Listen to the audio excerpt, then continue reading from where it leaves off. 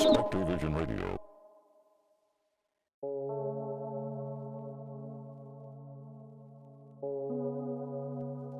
I'm a runner. If you live in the Ottawa area and frequent the trails of Gatineau Park, you might have even seen me. I'm the tall, skinny, awkward-looking guy whose arms flail without grace as his feet pound the dirt. The guy with his earbuds in, head down, concentrating hard as he steams ahead. There are many reasons to run. I run because I'm trying to get away from something. But when what you're trying to flee is yourself, the prison of your own mind, there's only so much reprieve to be had. The illusion can only carry you so far. On the morning of which the strange sequence of events I'm about to describe started, well, when they came to my attention, I was running one of the lighter trails, once again doing battle with one of the questions that so often plagues me. Why, instead of letting it cause me so much pain, can't I use my ability to get ahead in life? My ability. Everything in my life revolves around it. When I say I have perfect memory, I don't want you thinking I'm one of those people who think it's impressive that they can still remember phone numbers from when they were a kid, or someone who stores useless trivia they insist on reciting over drinks, capital cities of faraway countries they've never visited, as evidence of their intellectual capacity. I mean it in the literal sense. I can remember everything I have ever seen and heard with complete and utter clarity. I can remember every second of everything that's ever happened to me in pristine, precise detail. I can watch my 35 years of history like a recording. Rewind, fast forward, pause. It's all archived in perfect condition and has been kept in perfect working order within this strange, anomalous storage unit in my brain. You might think that's an incredible thing, perhaps even as close to a superpower as really exists. Just think of what you could accomplish with that power, I hear you saying. You could pass any exam, learn any language, become an expert on anything you wanted. But you'd be wrong.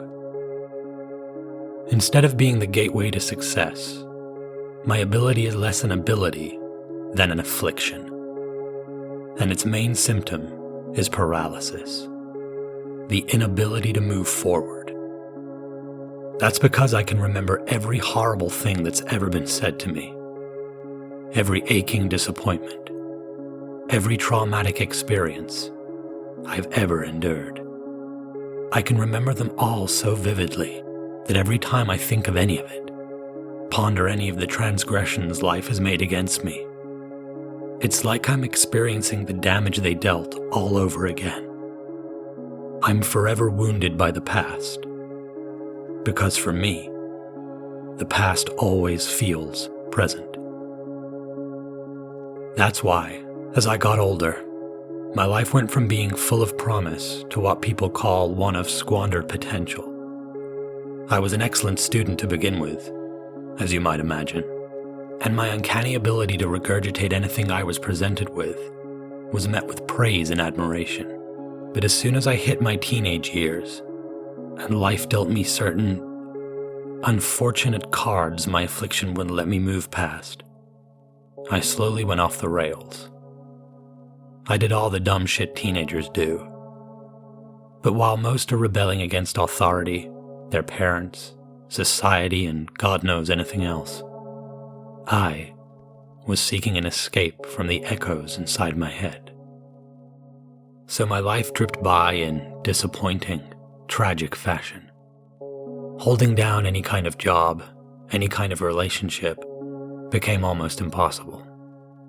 At my worst, I developed agoraphobia, scared that any journey into the outside world, into other people's orbits, might result in some trauma I'd be forced to contend with forevermore, another demon to add to the already crowded dance my psyche is host to.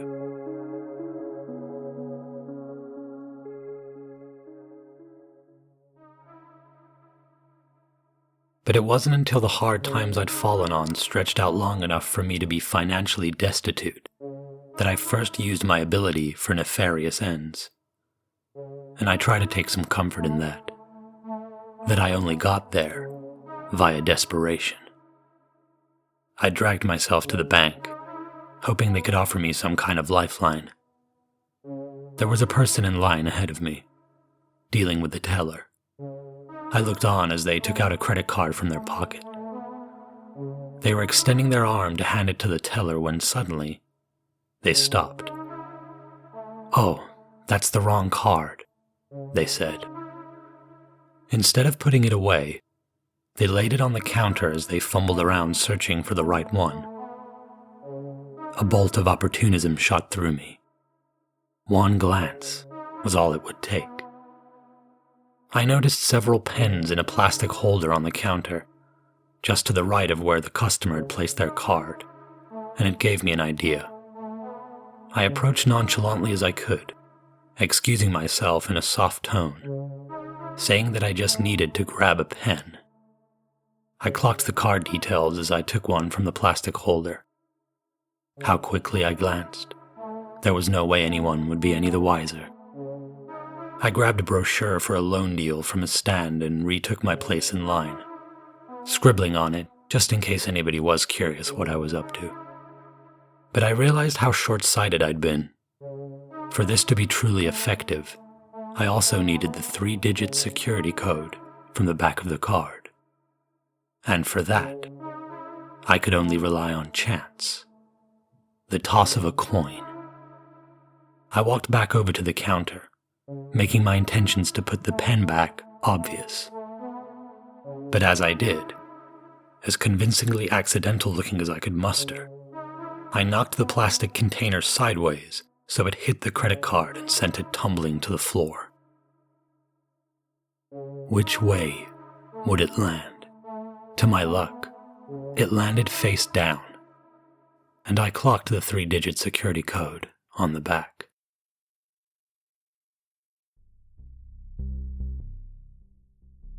I toyed with the idea of becoming some kind of high-flying fraudster, the kind you've probably seen countless documentaries about.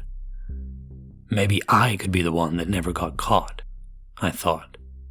The first one to be truly untraceable. I could have targeted rich assholes, specifically pick ones who had it coming, but I couldn't bring myself to do it.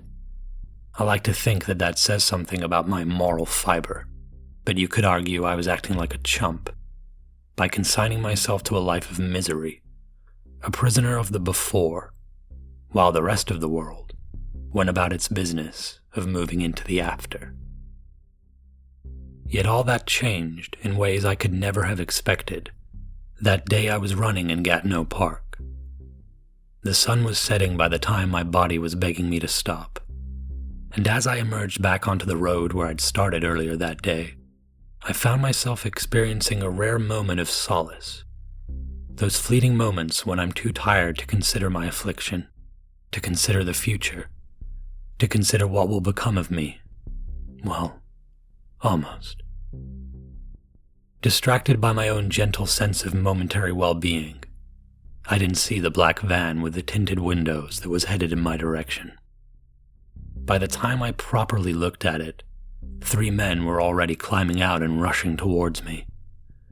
Next thing I knew, a bag was being pulled over my head, and my hands were being forced behind my back and bound together with ties.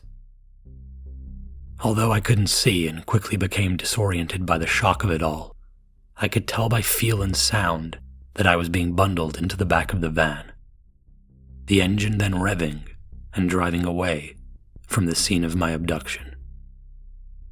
As I thrashed around, I felt something pinch my arm, and very quickly realized I'd been injected with something.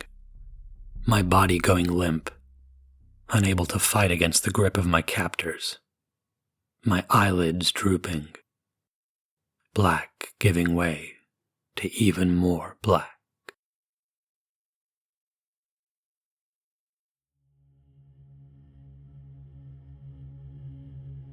When I awoke, the first thing I saw was money.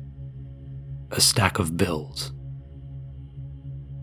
No matter what happens next, that's yours, for the inconvenience, a voice said. I turned my head and saw a man who looked to be in his 60s, hair and messy goatee mostly salt and very little pepper, leaning back against a wall. I ignored him for a moment and took in my surroundings, my head still spinning, still groggy from whatever I'd been dosed with, not yet fully able to process. I was in a windowless room. Aside from me and the guy who'd just spoken, it was 4 gray walls with nothing but the chair I was sitting in and the small table on which the bills were stacked within. I looked at the money a little closer. A few $1,000s. We're being watched by the same guys that snatched you up, said the man, just in case you're thinking of jumping out of that chair and attacking me. I tried to reset. I asked him what the hell was going on, what I was doing there. We believe you're the most suitable candidate we've come across for one of our projects, he replied. I stared back at him. He smirked and tapped his temple with his index finger. Don't pretend you don't know what I'm talking about, he said. I was about to ask him how he could possibly know that, but he anticipated the question. There are people who have specialized capabilities just as strong as yours, he said, moving away from the wall and coming to a stop a few feet away, directly in front of me. Who are you? I asked. I'm not at liberty to say, he replied, but you can pick a name to call me by if that makes you feel more comfortable. I ignored that and demanded he tell me what was going on and what the hell they could possibly want me for, whoever they were. We found something, he said. Without another word, he took a small tablet from his pocket and handed it to me. The screen showed only a play icon, so I pressed it. A dark, shaky video sprung to life. I quickly realized I was seeing someone's point of view as they made their way through a cramped passageway of some kind, the walls of which looked organic, maybe in a mine, perhaps even a cave, definitely subterranean. And then the POV entered an enormous chamber, in the middle of which was something unlike anything I'd ever seen before. A giant, shimmering, black orb. The video came to an abrupt end, and the man took the tablet back from me. What is that thing? I asked. We don't know, he said. We've tried every conceivable way of interacting with it. Any equipment we send in is rendered useless as soon as it crosses the threshold. He paused, seemed to be assessing me for a moment, and I wondered if he was considering how much information to divulge. We've also sent people in, he said, and they all come back after about 2 hours, in one piece, not a scratch on them, nothing remotely different about their physiology or health. But they have no recollection of what they saw while they were inside. The penny dropped. Why I was there. What's to say the same won't happen to me? I asked, letting him know I'd skipped ahead a few paces in our exchange. He smiled like he appreciated me cutting to the chase. Maybe it will, he said. But I'll give you triple what's on that table just for going in. If you come back with the information we want, then I'll give you 50 times that amount. I did some quick math. The figure I came up with wasn't one I felt comfortable turning down, no matter how bizarre what I was being asked to do for it. The man clearly took my silence to mean I was at least considering his offer. The worst that can happen is that you come back and can't remember what you saw, right? He said, obviously keen to seal the deal. No, that's not the worst thing that can happen, I thought. The worst that can happen is that I can remember what I saw. And it's something truly, truly awful. Maybe that's what had happened to those who'd already ventured in. They'd seen something so terrifying that some kind of self-preservation mechanism kicked in to protect them. A self-protection mechanism I might not have. But then I considered the money. Considered what going back to my penniless life would look like if I didn't take this strange, potentially disturbing opportunity. "You're right," I said, lying through my teeth. "I'll do it. But I want to see someone else go through first." The man nodded.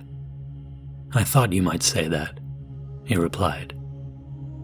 I took that to mean that he'd grant my request. "Where is this thing?" I asked. "Below us," he said. That really didn't answer my question, so I asked my next one in the most direct way I could think of. "Where are we?" He smiled again and shook his head. "You're not allowed to know," he replied.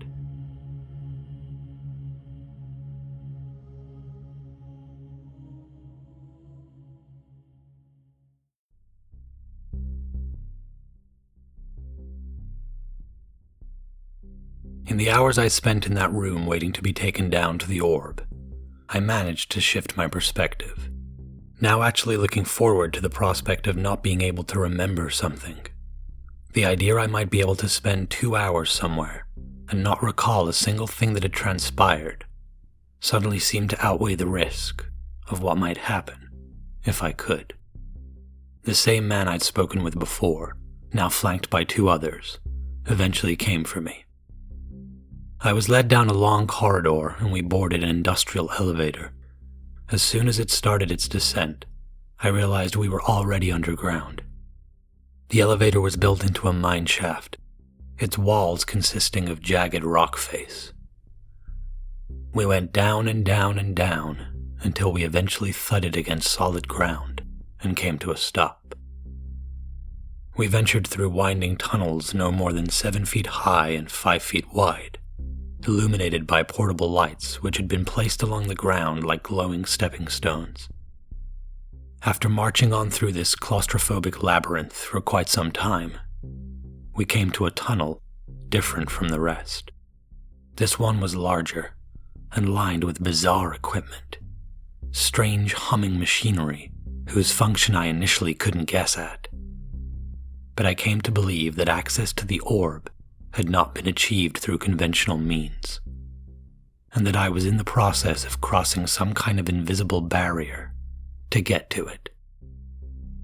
Finally, we arrived at the chamber. It was far bigger than it appeared in the video, as was the orb itself.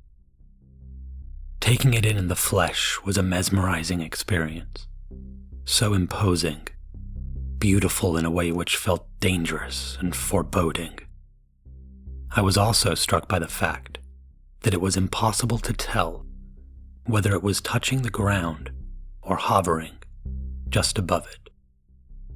There were already a small team of people there, and they went about the process of granting me my request that I witness someone else enter the orb before I would. We waited for about 2 hours, just as I'd been told, before they re-emerged, completely fine, and with no memory of what had transpired within. Soon after, it was my time. I made myself approach it with quick, fluid movements, to cut out any hesitation. I paused only for a brief moment when I was mere inches away, the black I was about to enter looking viscous and alive somehow from close range. I took the final step.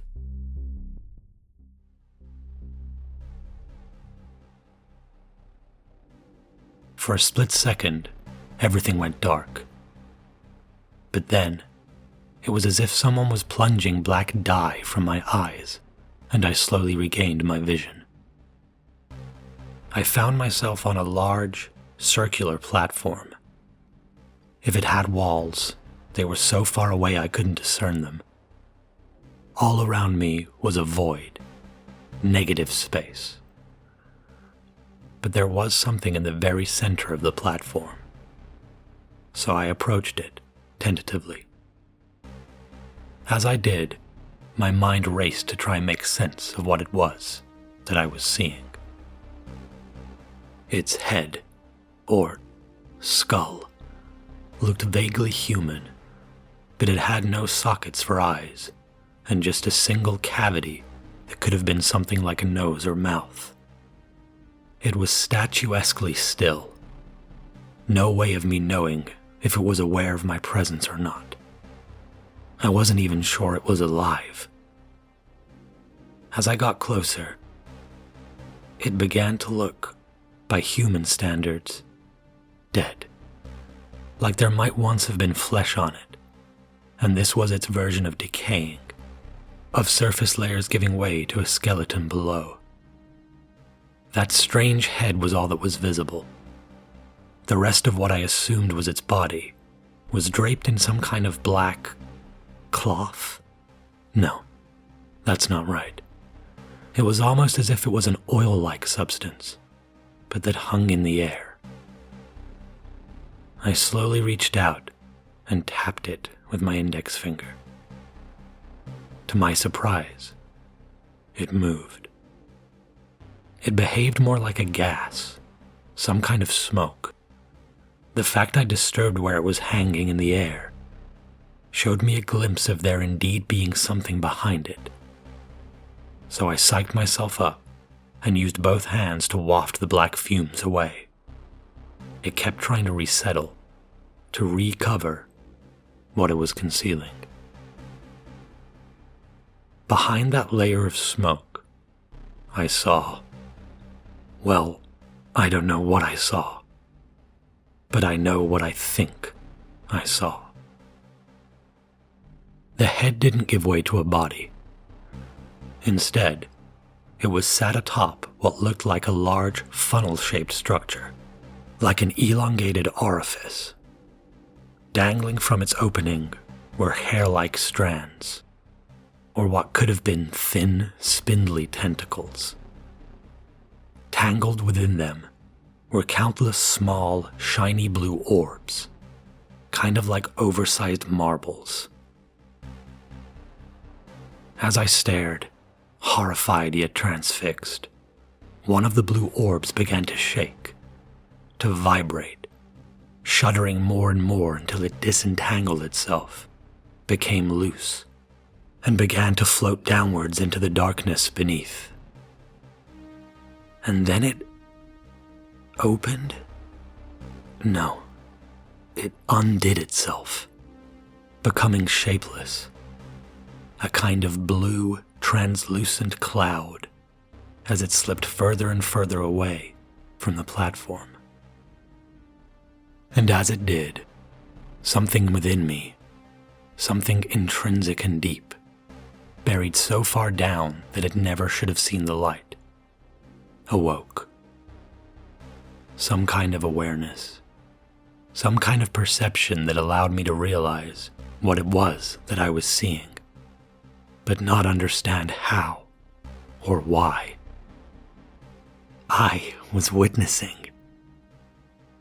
the birth of a consciousness, the creation of what some people might call a soul.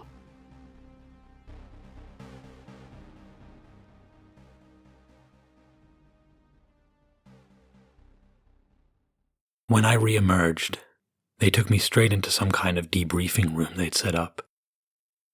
I told them I couldn't remember a thing. While the man with the white hair and messy goatee was visibly frustrated, angry even, I banked on him believing me. I figured he had no reason not to, as it meant I wouldn't get the money on offer. After a lengthy grilling to make sure my mind wasn't concealing some hidden truth, he eventually told me we were done, I was given the money I'd been promised just for entering the orb, and then blindfolded for transportation. I was hauled away and bundled back into what I assume was the same van they'd originally placed me in. The voice of the only person who'd spoken to me throughout the whole ordeal suddenly rang out from close to my right ear. He told me they were going to sedate me again, and that when I awoke I'd be back home, safe and sound. "This is the last time we'll ever speak," he said. "So I have to ask, you sure there's nothing you're not telling me?" I told him there wasn't. "It's just that all the others we sent in re-emerged after 2 hours," he added. "You were in there for 2 weeks.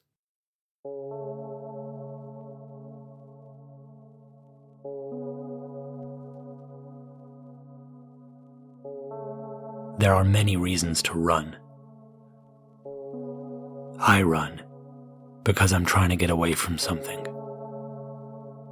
There are things humans were never meant to see. I'm one of the few who's come face to face with something that should forever remain closed off from us. And through some peculiar quirk of biology, I'm unable to forget it. So now I run from a different kind of madness. The madness of understanding something less in the light than when it remained unobserved in the shadows. Because there are things we're simply not meant to know.